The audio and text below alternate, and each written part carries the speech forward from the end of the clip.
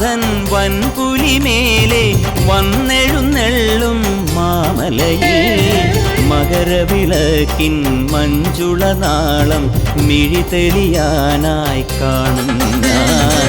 പന്തളനാഥൻ വൻപുലിമേലെ വന്നെഴുന്നെള്ളും മാമലയിൽ മകരവിളക്കിൻ മഞ്ജുളനാളം മിഴിതെളിയാനായി കാണും ഞാൻ.